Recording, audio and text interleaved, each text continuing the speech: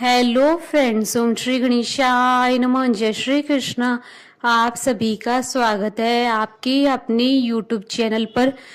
Friends, आज हम आपको इस वीडियो में बताने जा रहे हैं साल 2024 की कार्तिक पूर्णिमा के शुभ मुहूर्त और देव दिवाली के शुभ मुहूर्त के बारे में। साथ ही हम आपको बताएंगे कार्तिक पूर्णिमा के दिन क्या कार्य करें, क्या कार्य न करें, कार्तिक पूर्णिमा की कथा, पूजा विधि, महत्व और उपायों के बारे में। फ्रेंड्स, वीडियो शुरू करने से पहले आपसे रिक्वेस्ट, अगर आप हमारे चैनल पर नए हैं और आपने अभी तक चैनल को सब्सक्राइब नहीं किया है तो प्लीज सब्सक्राइब कीजिएगा चैनल को, साथ ही प्रेस कीजिएगा बेल आइकन को, जिससे नए वीडियोस से रिलेटेड नोटिफिकेशन आपको तुरंत प्राप्त हो सके।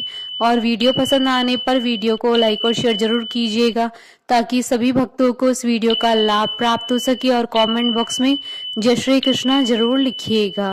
सनातन धर्म में सभी मास में कार्तिक माह को बेहद खास और पवित्र माना जाता है। विष्णु पुराण के अनुसार भगवान विष्णु ने कार्तिक पूर्णिमा के दिन ही मत्स्य अवतार धारण किया था, जिससे श्री हरि का पहला अवतार माना जाता है। इसलिए ही कार्तिक माह की पूर्णिमा तिथि को बेहद खास माना जाता है। कार्तिक माह में भगवान विष्णु और माँ लक्ष्मी जी का आशीर्वाद पाने के लिए लोग पवित्र नदी में स्नान करते हैं।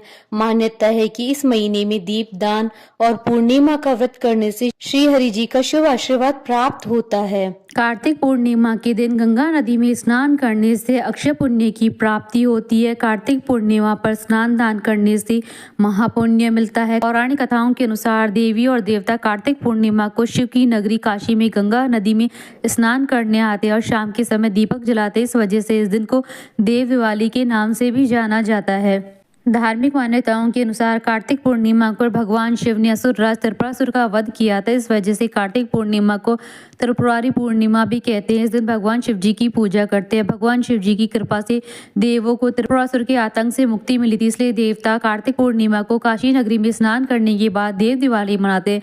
हिंदुओं के अलावा सिखों के लिए भी कार्तिक पूर्णिमा का महत्व है। सिखों के पहले गुरु नानक देव जी का जन्म कार्तिक पूर्णिमा को हुआ था। कार्तिक पूर्णिमा के दिन गुरु नानक जयंती भी मनाई जाती है। एक पौराणिक कथा के अनुसार इसी दिन सृष्टि के रचयिता ब्रह्मा जी ब्रह्म सरोवर पुष्कर में अवतरित हुए थे। इस कारण कार्तिक पूर्णिमा पर पुष्कर में स्नान को दिव्य माना गया है। पुष्कर में ही ब्रह्मा जी का एकमात्र मंदिर है। इस दिन इस मंदिर में विशेष पूजा अर्चना की जाती है। कार्तिक पूर्णिमा के दिन भगवान कार्तिकेय जी की पूजा की जाती है। भगवान कार्तिकेय को दक्षिण दिशा का स्वामी माना जाता है। फ्रेंड्स, अब आइए जानते हैं देव दिवाली और कार्तिक पूर्णिमा के शुभ मुहूर्त के बारे में।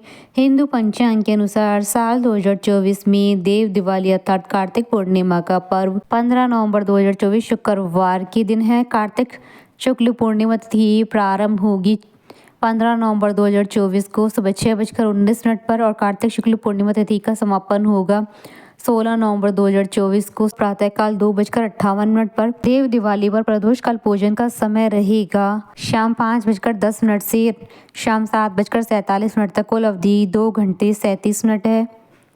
इस दिन सूर्योदय होगा सुबह 6:44 पर और सूर्यास्त होगा शाम 5:36 पर और चंद्रोदय होगा शाम 5 बजे और ब्रह्म मुहूर्त रहेगा सुबह 5:01 से सुबह 5:54 तक और अभिजीत मुहूर्त रहेगा सुबह 11:50 से दोपहर 12:33 तक और गोधूली मुहूर्त रहेगा शाम 5:36 से शाम 6:02 तक और अमृत काल का समय रहेगा शाम 5:38 से शाम 7:04 तक और विजय मुहूर्त रहेगा दोपहर 2 बजे से दोपहर 2:43 तक। फ्रेंड्स, अब आइए जानते हैं कार्तिक पूर्णिमा के दिन क्या कार्य करें और क्या कार्य न करें। कार्तिक पूर्णिमा के दिन सूर्योदय से पहले ब्रह्म मुहूर्त में उठकर किसी पवित्र नदी में स्नान करने का महत्व। मान्यता है कि कार्तिक पूर्णिमा के दिन किए गए नदी स्नान से सारे पाप कर्म धुल जाते हैं, रोग दोष दूर होते हैं और राजसूय अश्वमेध यज्ञ के समान फल की प्राप्ति होती है। स्नान करने के बाद सूर्य देव को अर्घ्य देना चाहिए। ऐसा करने से भगवान भास्कर का आशीर्वाद मिलता है। कार्तिक पूर्णिमा के दिन स्नान और पूजा के बाद अपने सामर्थ्य अनुसार गरीबों को दान दक्षिणा जरूर दे, इससे पुण्य फल मिलता है। इस दिन आप अन्न, फल, तिल, चावल, आंवला, पैसे आदि का दान कर सकते हैं। साथ ही कार्तिक पूर्णिमा के दिन ब्राह्मण बहन और बुआ को भी भेंट देने का विशेष महत्व होता है। कार्तिक पूर्णिमा के दिन नदी, तालाब, मंदिर, आंगन या खुले आकाश के नीचे दीपदान करना चाहिए। वहीं इस दिन संध्या काल में तुलसी के पौधे के पास घी का दीपक जरूर जलाएं। फ्रेंड्स, अब आइए जानते हैं कार्तिक पूर्णिमा के दिन क्या कार्य न करें। कार्तिक पूर्णिमा के दिन घर पर यदि कोई गरीब जरूरतमंद असहाय आ जाए तो उसे खाली हाथ न लौटाए। कार्तिक पूर्णिमा के दिन किसी भी व्यक्ति का अपमान करने से दोष लगता है। इस दिन खासकर बड़े बुजुर्गों को कटु वचन न बोले। कार्तिक पूर्णिमा के दिन सुबह जल्दी उठे और नदी में पवित्र स्नान करें। नदी स्नान संभव न होने पर नहाने के पानी में गंगा जल की बूंदें मिलाकर स्नान किया जा सकता है।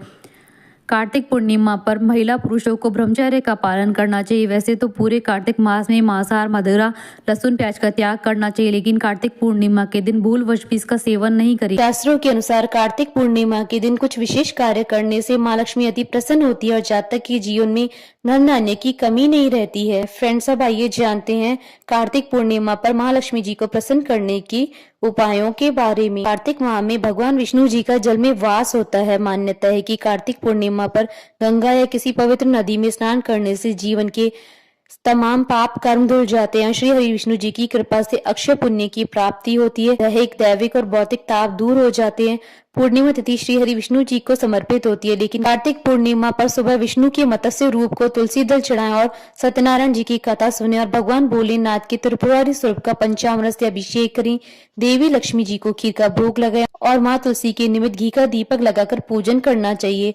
कार्तिक पूर्णिमा पर चांद निकलने के बाद कार्तिक स्वामी की 6 माताएं प्रीति, संतति, क्षमा, अनुसूया, शिवा, संभूति, इन 6 तपस्विनी कृतिकाओं की पूजा करनी चाहिए। कहते हैं कि इस दिन की पूजा करने से धन, ऐश्वर्य, बल, धैर्य और अन्न में वृद्धि होती है। कार्तिक पूर्णिमा पर प्रदोष काल में नदी या तालाब में दीपदान का विशेष महत्व होता है। शाम के समय दीपदान करने से अकाल मृत्यु का भय खत्म होता है और घर में सुख समृद्धि आती है। पूर्णिमा के दिन अन्न, गर्म कपड़े, जूते, चप्पल दान करने से माँ लक्ष्मी जी का वास होता है, कर्ज से छुटकारा मिलता है और धन लाभ के योग बनते हैं। फ्रेंड्स, अब आइए जानते हैं कार्तिक पूर्णिमा की पूजन विधि के बारे में। कार्तिक पूर्णिमा के दिन भगवान कार्तिकेय जी की पूजा की जाती है। भगवान कार्तिकेय को दक्षिण दिशा का स्वामी माना जाता है। इस दिन साधक को किसी पवित्र नदी में स्नान करना चाहिए और साफ वस्त्र धारण करने चाहिए। भगवान कार्तिकेय की पूजा से पहले एक साफ चौकी लेकर उस पर गंगा जल छिड़कें और उस पर लाल रंग का वस्त्र बिछाएं। इसके बाद उन्हें पुष्प, घी और दही आदि अर्पित करें और उनकी विधिवत पूजा करें। भगवान कार्तिकेय की कथा सुने या पढ़े। इसके बाद भगवान कार्तिकेय की धूप और दीप से आरती उतारे। भगवान कार्तिकेय की आरती उतारने के बाद उन्हें गुड़ से बनी मिठाई का भोग लगाएं। फ्रेंड्स, अब आइए प्रारंभ करें कार्तिक पूर्णिमा की पौराणिक व्रत कथा। कार्तिक पूर्णिमा की कथा के अनुसार एक राक्षस जिसका नाम त्रिपुर था, उसने ब्रह्मा जी की कठोर तपस्या की थी। त्रिपुर की तपस्या से तीनों लोकों में हाहाकार मच गया। सभी देवताओं ने त्रिपुर की इस कठोर तप को तोड़ने का निर्णय लिया, जिसके लिए उन्होंने बहुत सी सुंदर अप्सराएं त्रिपुर के पास भेजी, लेकिन फिर भी त्रिपुर की तपस्या भंग नहीं हुई। जब त्रिपुर की तपस्या भंग नहीं हुई तो अंत में ब्रह्मा जी को विवश होकर त्रिपुर के सामने प्रकट होना ही पड़ा।